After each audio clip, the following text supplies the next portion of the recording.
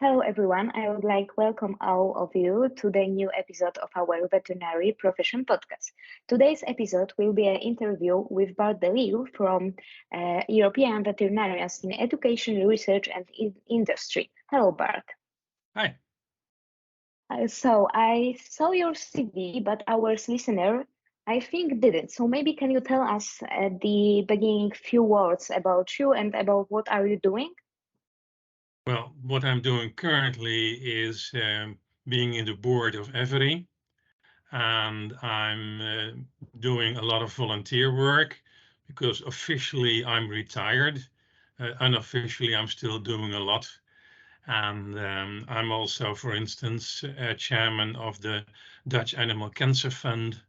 And so I'm still involved in the profession and I am doing some consultancy, but that's getting, well, a little bit less and less.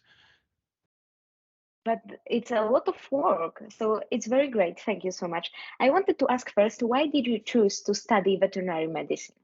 Yeah, that's a good question.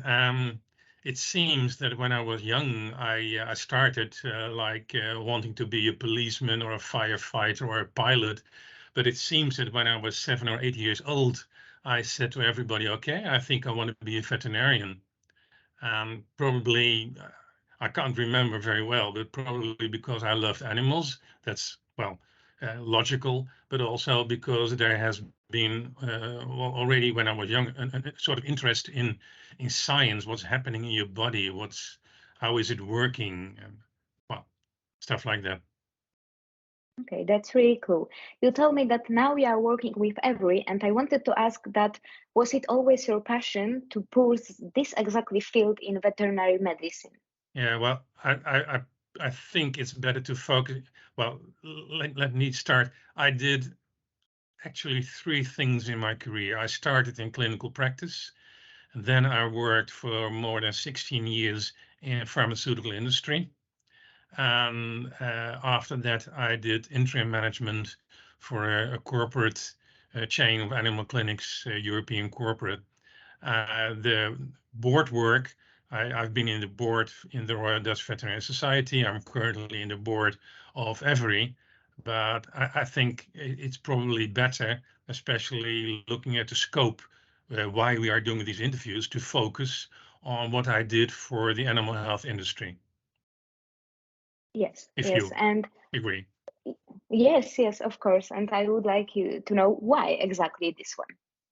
Yeah, well, when you start your studies at university, you don't know anything else but being a veterinarian is being a clinician. Yes, that's true.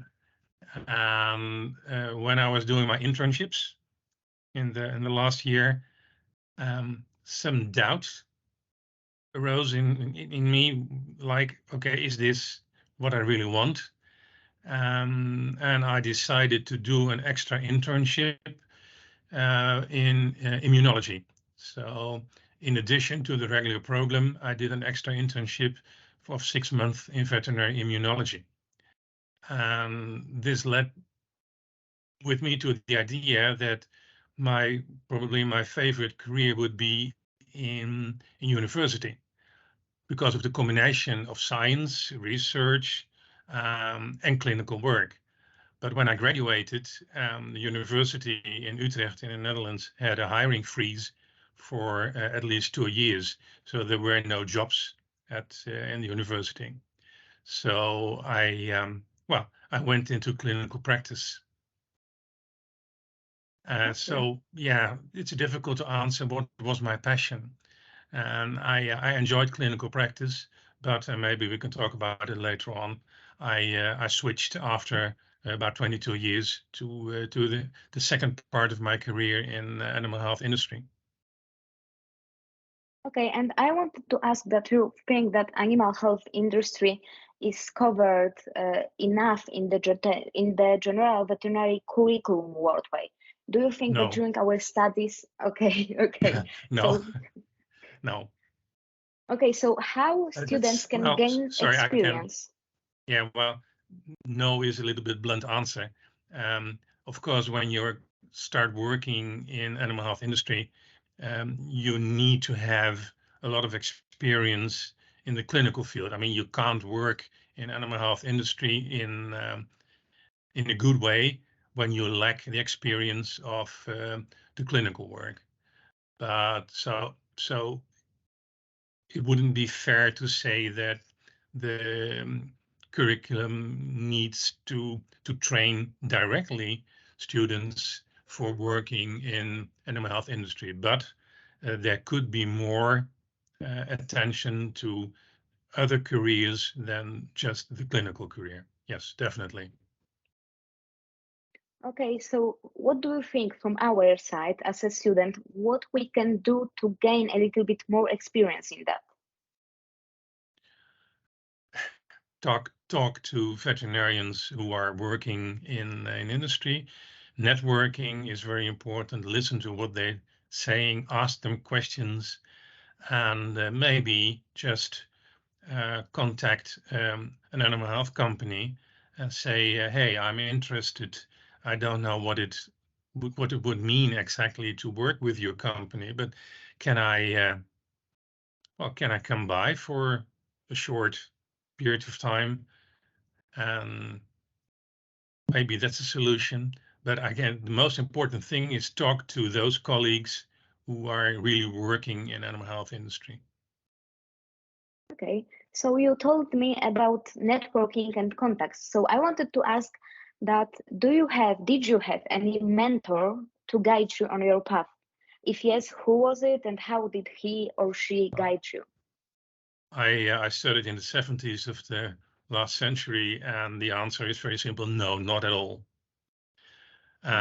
Currently, at least in the situation in the Netherlands, there is a system where we've got what we call a coach bank, where older, more experienced veterinarians can act as a coach for young veterinarians um, who are having, well, questions, difficulties, troubles, or whatever. And that's something I do. I also work as a coach for young veterinarians who are in doubt about how to go on, for instance. Yeah.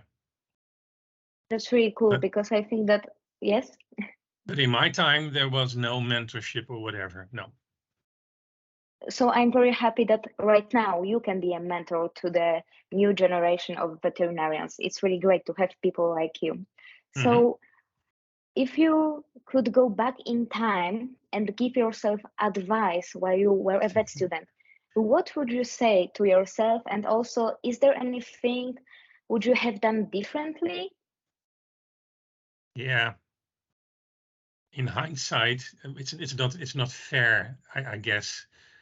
Well, answer these questions with all the experience you have. I think you should be honest and say, okay, I was 18, 20, 22, 23 years old, and I was the guy who I was. But maybe what I would say is um, try to get out of what you could call your straitjacket, your corset. And I know the veterinary study is very time consuming, it's very intense. It's difficult to keep your eyes on what's happening outside your study and what you need to do for your study. But I think that would be my advice. And Okay. maybe I, especially in the first half of my study, I was a little bit too nerdish and too much focused on, being a good student. Okay. I think we all are like that during Yeah. our Okay. first years. Yeah, it's totally normal thing because we would like to be the best and to learn as much as we can, but sometimes it's Yes. also very good to rest, for example, and focus on different things, not only on studies. Yeah. Yes. Exactly. So I wanted to ask also, um, how does your specialization, the thing which are you doing right now, contribute to the veterinary field in general? Because I think that for students it will be a little bit hard to understand. So maybe can you describe it to us? Well, um, every represents veterinarians working in education, research, and industry. Education is a little bit out of scope in this particular interview, but industry and research, they are closely linked. When I look to my work in the animal health industry, what we did there and what you do in the animal health industry is pivotal for the clinician's work. We develop new medications. We give veterinarians information about proper use of medication. We train them in the use of the medications, and I think and we help them in getting their work done in clinical practice. So I think the work in animal health industry, just like the work in human health industry, is in the same way pivotal for the work of doctors, human doctors. I think what's happening there, the research, the development of new approaches, new medications, new therapies, that's essential, and that's the way we help them. So can I say that the future of veterinary medicine in your career, in your path, is to develop new things, new solution for our health, but also for animal health, right? Sure. Yes. There Okay, is that's more, perfect. but the development of new approaches and the research into new treatment options, yes, that's essential. Yeah. That's very great to hear because we need stuff like that and people like you to develop ourselves and to be better veterinarians in the future and to take care better of animals. So about this a little bit education side, that's all. But I have for you 3 questions focus more about career from our members because people would like to know what Uh-huh. are soft skills that are needed in your profession. With your profession, you mean specifically in the animal health industry, or in general as a Yes. veterinarian? I think you can share with us both of this Uh-huh. if it's there any difference. If not, we can just choose one of that. But I think you need a Well, little bit different skills. yes. Well, there is one skill that is pivotal in whatever type of career as a veterinarian you're working, and that's communication skills. When, well, it's well known that inadequate communication is the source of probably 90%, if not more, of all conflicts and problems that you will have during your career. So whether you're working in clinical practice or in animal health industry or wherever, communication skills are key. Furthermore, it's important that you are able to listen to people, listen to other opinions. It's important that, and that's more specifically in maybe, no, that's not true. It's probably everywhere. You have to be able to convince people based upon solid arguments. Not like, okay, I'm saying it, so it's true, but you have to be able to use solid arguments and to convince people. And I think this is true both in practice and in industry and in commercial functions.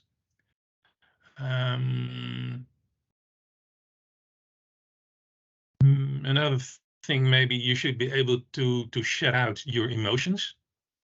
That's not always very easy. Uh, when you give too much room to your emotions, it's a lot of times it's counterproductive. Okay. Well, in clinical practice, you have to have enough empathy.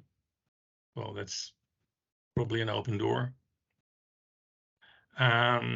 Especially in an animal health industry, it's very important to be able to, how shall I say it, to translate difficult scientific topics into clear, understandable language for all relevant stakeholders.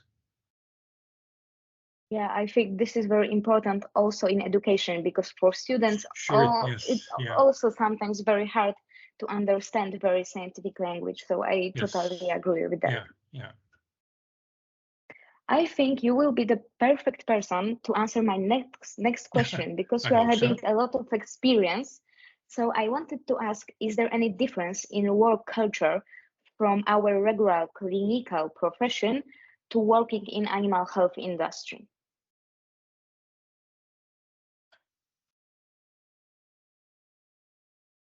in both situations, you are working in teams.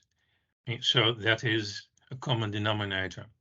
On the other hand, in the animal health industry, where you work in large international multidisciplinary teams, that's quite different from the work in your clinical practice team. So teamwork, yes, is an important skill, is needed, but the type of teams are very different. And in animal health industry, you'll also have to deal with key opinion leaders. You talk to universities, to researchers, to people who are well, very important in their business, in their part of the veterinary science. So you have to be able to communicate with all kinds of levels. And when you're working in clinical practice, you have to be able to communicate with your colleagues, with your technicians. Okay, that's very important. But in a commercial job in animal health industry, there are so many different types of people that you have to be able to communicate with. So that's the difference. Another difference, of course, is the fact that animal health industry is a very commercial environment. And there is a lot to say about the good work you're doing in the animal health industry. We talked about the development of new medications. It's very important and it benefits the whole veterinary community. But nevertheless, you are working in a very commercial environment. And sure, clinical practice should also earn enough money, but the commercial aspect and the impact that commercial aspects have on the decisions that are made is different in industry compared to, for instance, clinical practice. Okay, thank you so much. Yeah.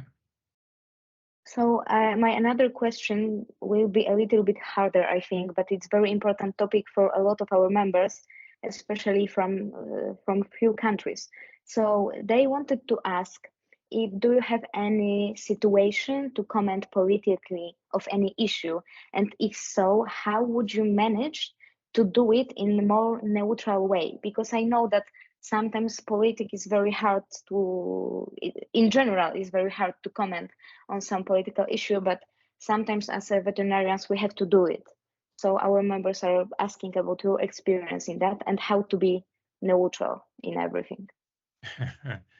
Well, in my career, I was lucky enough not having to deal with any political issues.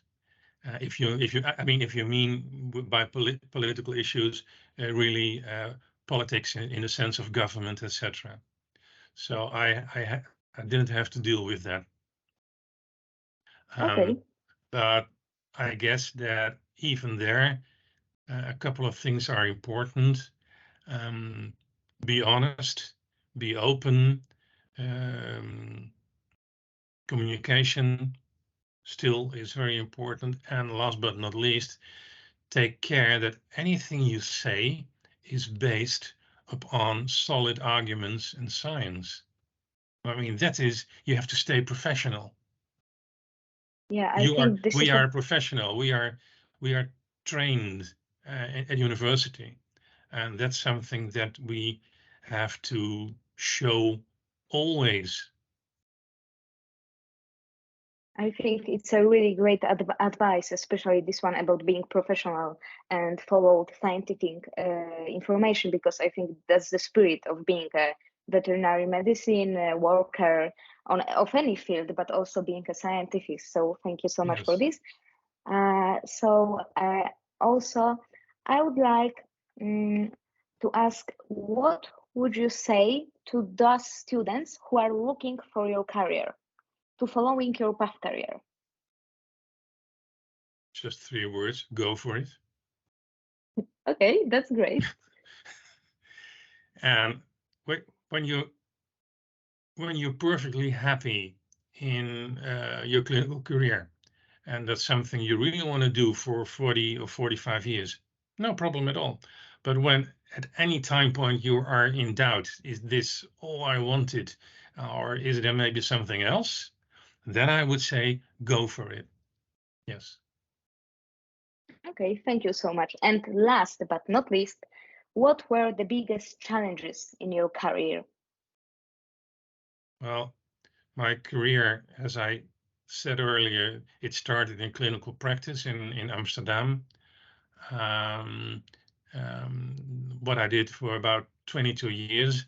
Um, at the same time, being a practitioner in Amsterdam, I founded the Central Amsterdam Emergency Clinic together with two colleagues. And then I went to the animal health industry. And after 16 years, I left the industry, and then I started working for, like I tell you, one of the corporates, and became interim manager, sorry, for two very large small animal hospitals in the Netherlands. So I think my biggest challenge was how to deal with daily routine and not get bored. Okay, that's interesting one, to be honest. And that is my career shows not only the 3 steps in my career, but also the fact that I had a board function in the Royal Dutch Veterinary Society and now in Every. It seems like a lot, but it all goes back to the fact that I hate to get bored and I hate to get stuck in the daily routine.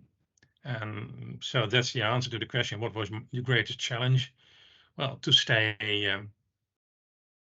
active and happy and not get bored.